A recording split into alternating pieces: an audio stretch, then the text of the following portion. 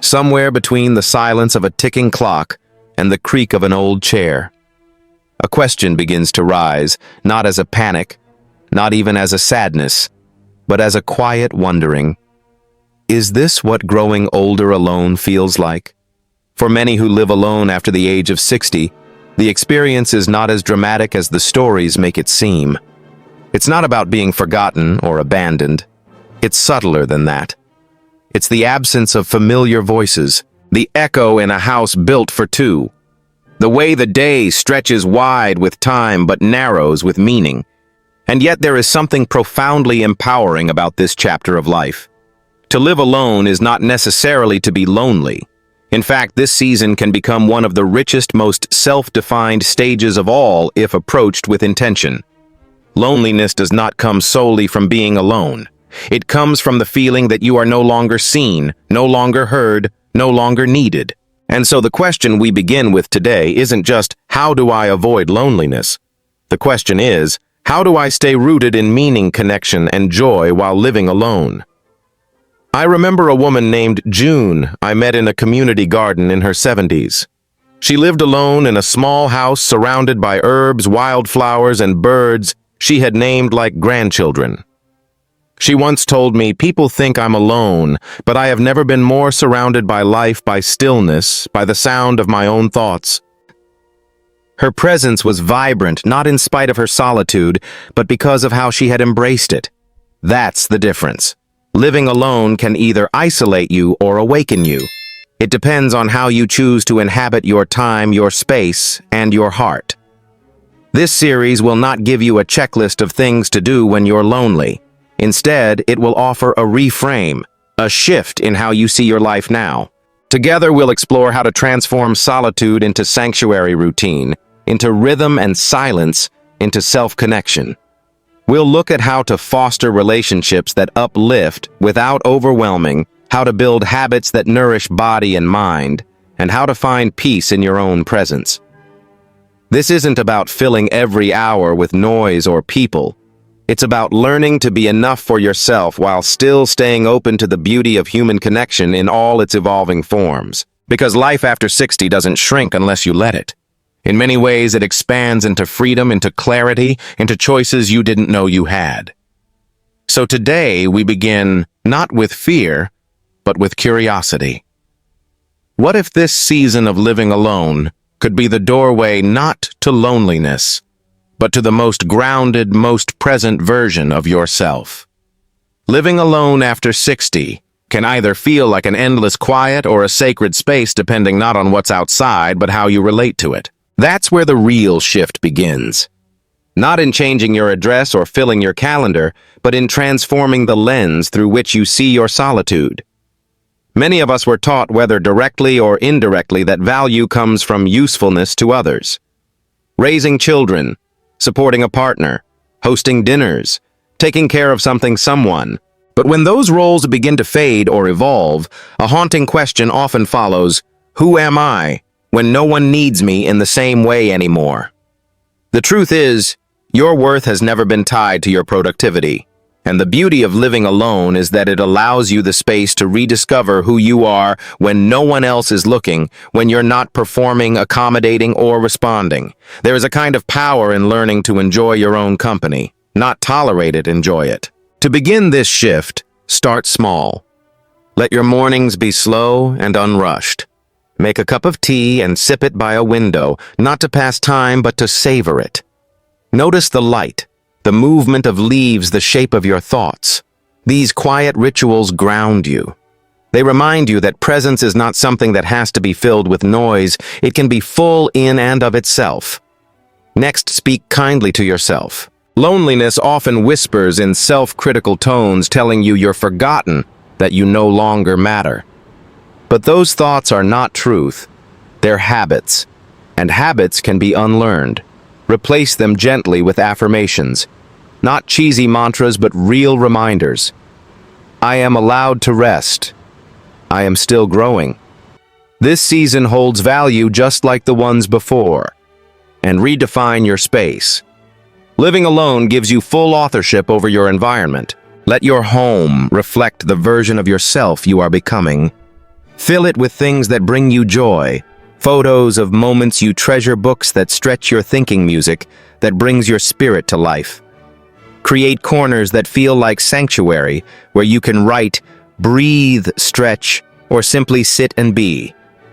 These may sound like surface changes, but they lay the foundation for a deeper internal reality that you are enough. That this chapter lived on your own terms is not a shadow of the past, but a whole new canvas. And when you do feel waves of loneliness, don't panic. Don't judge yourself. Loneliness is a signal, not a sentence. It's a reminder that we're wired for connection. Use it as a cue not to desperately fill the silence, but to reach out with purpose. A phone call to someone you trust, a visit to a nearby park, a shared meal, even if just once a week. These moments don't have to be constant. They just need to be real. What emerges from this shift is not just contentment, but resilience. You begin to recognize that while you may live alone, you are part of something larger, a community, a world, a rhythm of life that continues to unfold around and through you. Once you've made peace with solitude, the next step is learning how to engage with others from a place of groundedness rather than grasping. Living alone doesn't mean cutting yourself off from the world. In fact, it can become the perfect platform for cultivating deeper, more intentional relationships, the kind that don't just pass the time, but enrich your sense of belonging. One of the most important realizations is that you get to choose who you let into your space, both physically and emotionally. You're no longer bound by the obligations of the past, hosting out of guilt, attending events out of politeness, saying yes because it's expected. Now, connection can come from alignment, not obligation. Think about the people in your life who leave you feeling lighter, clearer, more seen. These are your anchor people. Nurture those bonds. Invite them in, not necessarily into your home, but into your time, your thoughts, your routines. Reach out not with an apology, but with intention. A message that says, thinking of you. Let's Catch Up this week holds more power than we often realize. And remember, friendship doesn't have to look the way it did in your 20s or 30s. It may be slower, more quiet, more centered around shared reflection than shared activity. That's okay. In fact, it's beautiful.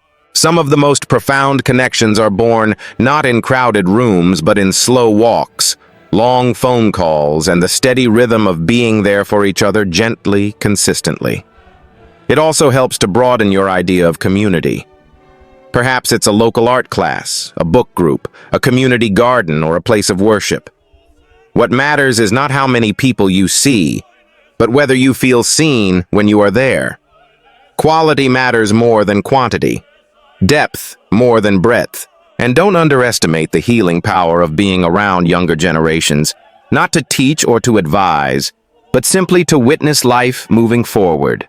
Volunteering at a library, mentoring a younger neighbor, attending a grandchild's event, all of these offer beautiful reminders that you are still part of life's great cycle, still connected to its momentum.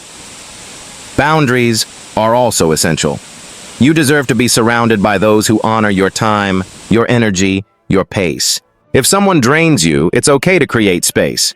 Choosing peace over pressure isn't selfish, it's self-respect. Finally, let relationships begin with you. How you speak to yourself sets the tone for how you allow others to speak to you.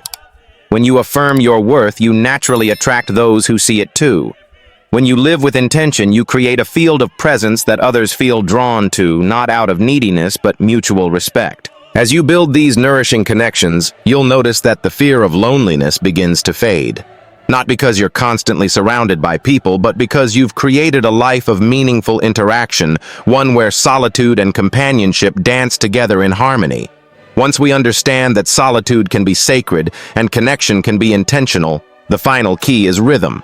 Not just how we fill our time, but how we shape it, soften it, stretch it into something that feels like home. Living alone after 60 becomes truly beautiful when your days carry a sense of meaning, structure, and gentleness. It's not about rigid schedules or packed agendas. It's about building a rhythm that gives your life a heartbeat, a sense of anticipation, a reason to open your eyes each morning and say, yes, this is my life, and it matters.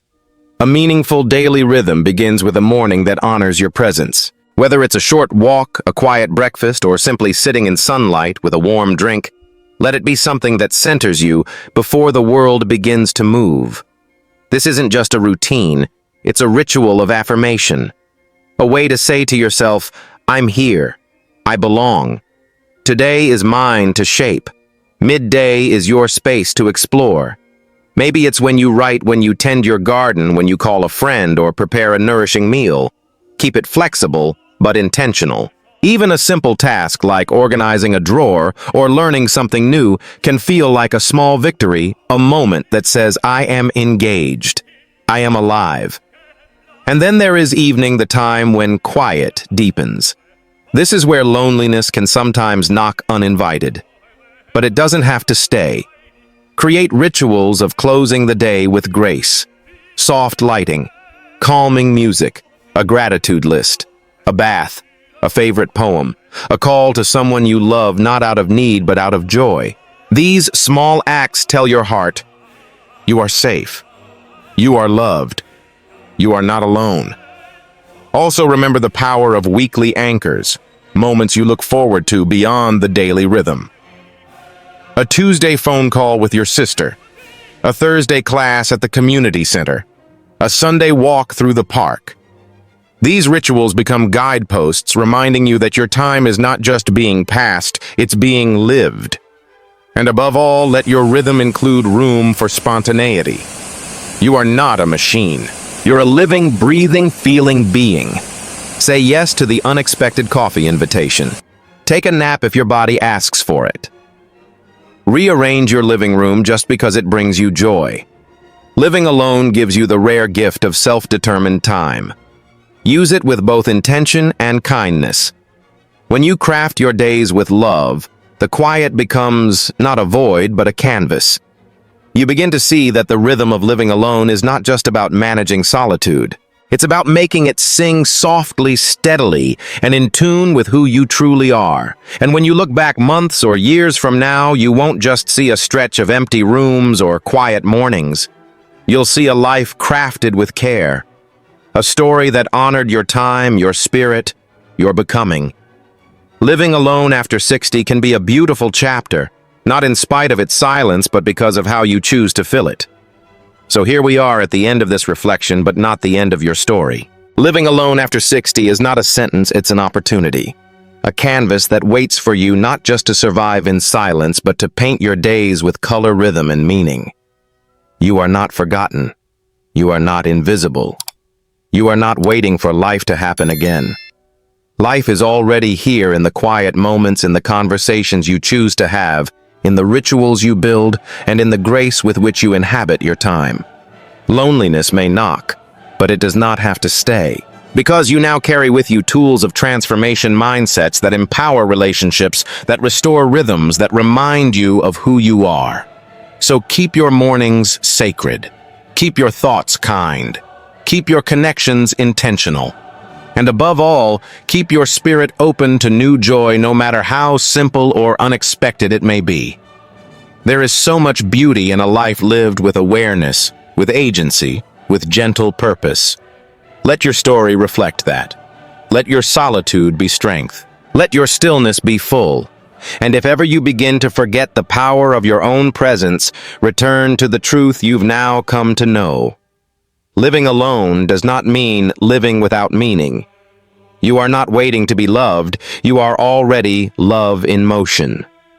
Your quiet life can be a brilliant light, not in spite of its silence, but because of the peace it brings. This is your time, this is your home, this is your life, and it is enough. Don't forget to like and subscribe to the channel so you won't miss the upcoming exciting videos.